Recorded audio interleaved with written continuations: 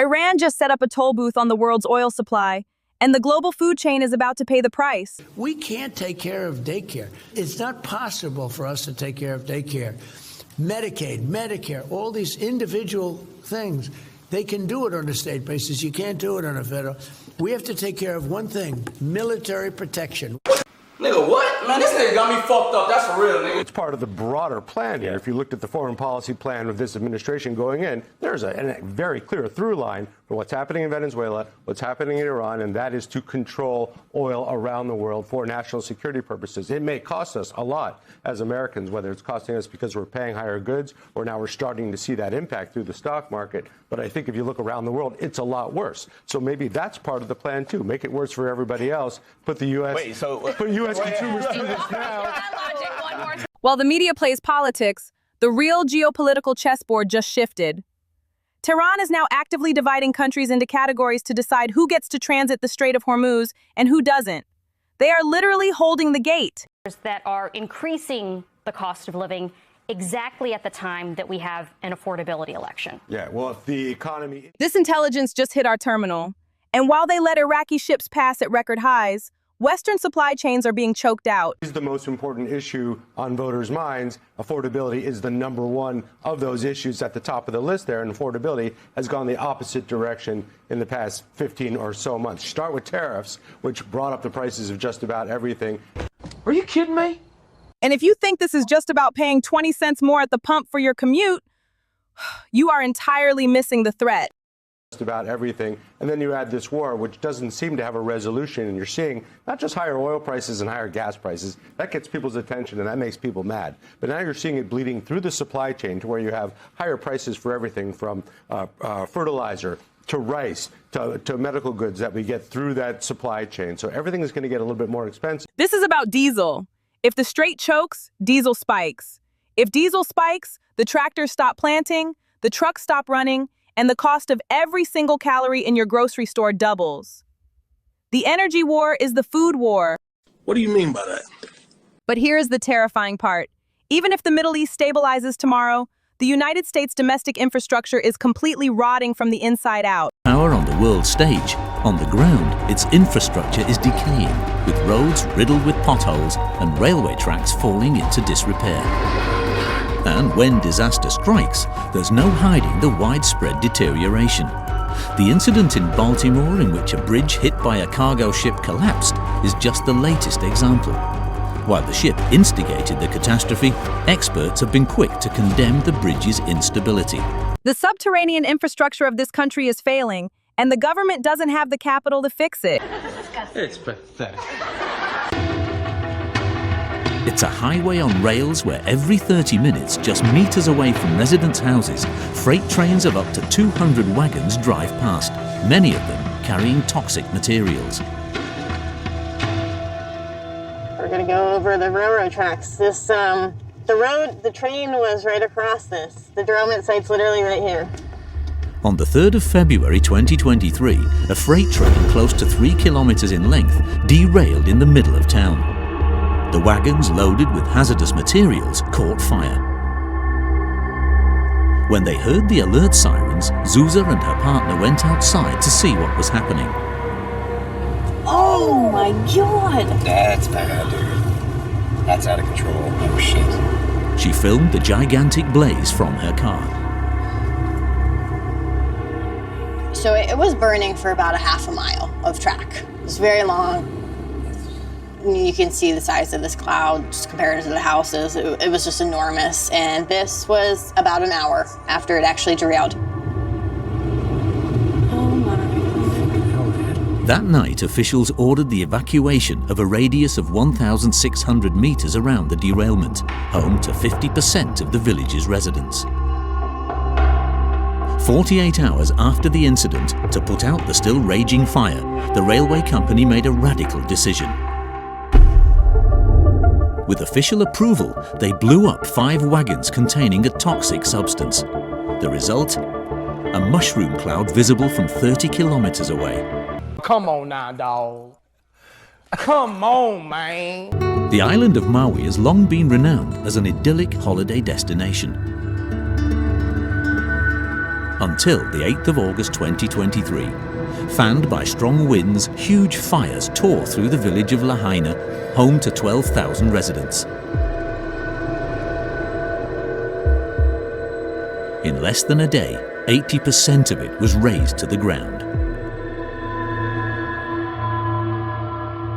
It was the deadliest fire in the United States in more than a century, taking 100 lives and leaving thousands homeless. You are being taxed to project power across the globe, while literally standing on top of a $500 billion sewage and water crisis at home. Constant challenge. More than 50 million litres of water have to be siphoned out every day for the trains to run. So even small hiccups like pipes bursting, as Alex experienced, can mean mobile emergency pumps have to be lowered onto the tracks by hand. It's a precarious and obsolete system that makes this city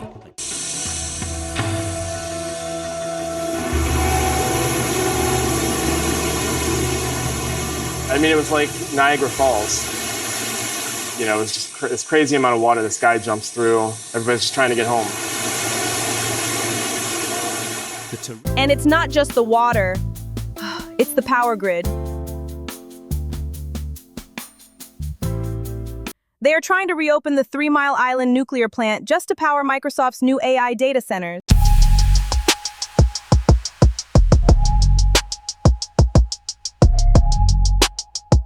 But the project just hit a 4-year roadblock because the physical grid itself cannot handle the power delivery. The elite are trying to build the future, but they are plugged into a grid stuck in the 1970s. The system is fundamentally broken.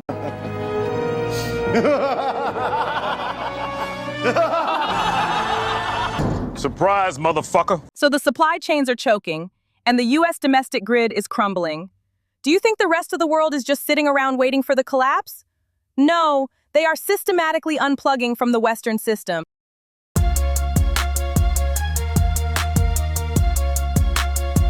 Foreign governments are executing the largest wealth transfer in modern history. The Gulf states aren't just hoarding energy anymore.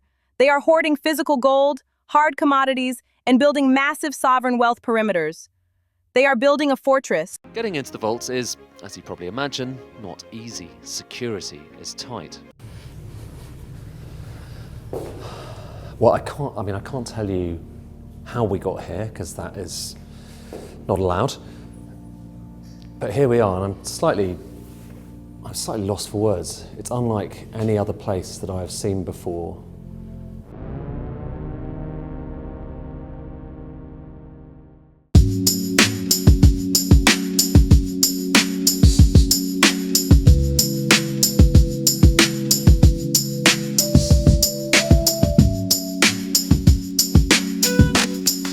That belongs to most of the central banks around the world, is there? Many of them, yes. Okay. I think there's over 60 central banks that use our vaults for their gold facilities. We're the custodian, they own it. But you can buy and sell gold in the London market. They can buy and sell, they can lease it, and it never leaves our vaults. It never leaves the vaults? It just gets reallocated. And as for the UK, the bank itself owns just... Look at the terminal data. Trillions of dollars are moving to secure physical and digital borders outside of U.S. jurisdiction. The project is currently using 20% of all the steel currently produced in the world. As of 2025, the focus has shifted to completing the hidden marina, the initial segment of the city. This marks a significant adjustment from the original plan, but allows for better resource allocation, technological refinement, and infrastructural testing before full-scale expansion. Despite these adjustments, Saudi Arabia remains committed to completing the line. Neom officials have reaffirmed that the line is going to be over 100 kilometers long and 1.2 kilometers wide by 2045. The success of the initial segment will determine whether the full vision can eventually be realized or if further modifications will be necessary. Showcasing the cutting-edge architecture, smart infrastructure, and sustainability features that will define the line. Gentlemen, you had my curiosity, but now you have my attention. As of 2025, construction on the hidden marina is well underway, with drone footage revealing extensive excavation, foundation work, and large-scale structural developments.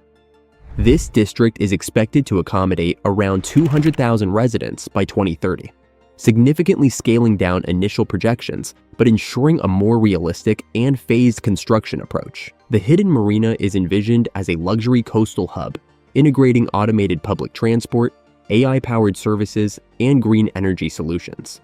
The area will feature ultra-modern residences, high-end commercial spaces, and waterfront recreational zones, providing a glimpse into the line's ambitious lifestyle. Serving as a testing ground for the broader city, the hidden marina's progress is being closely monitored. If successful, it will set the standard for future expansion. Saudi Arabia's hosting of the 2034 FIFA World Cup. As part of the line's bold vision, Neom Stadium is set to become one of the most technologically advanced sports venues in the world, and it is set to host matches for the FIFA World Cup 2034. Neom Stadium is expected to feature state-of-the-art architecture with sustainable construction materials, AI-powered crowd management, and climate-controlled environments to ensure optimal playing conditions. Its strategic location within the line means that fans and players alike will have seamless access via high-speed autonomous transport. The global elite are securing their own sovereign wealth because they know the traditional grid is failing. They have an exit strategy. If your entire life is tied to a fragile U.S. supply chain, you are going to be collateral damage. You need the same intelligence the institutions are using. Inside the Get To It media terminal, we track these state-level geopolitical shifts and global money flows daily. Click the link, get inside the terminal, and build your own sovereign perimeter before the gates close.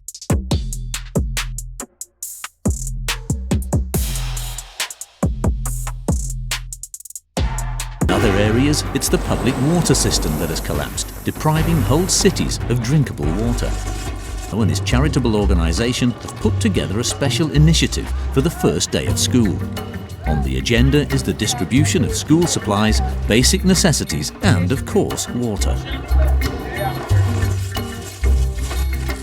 A lot of the school teachers don't want to let the kids drink water from the water fountain. So we try to go ahead and have water together so that they can drink good drinking water. Across the nation, the American people are bearing the brunt of these structural failures. And the disasters seem to be ramping up.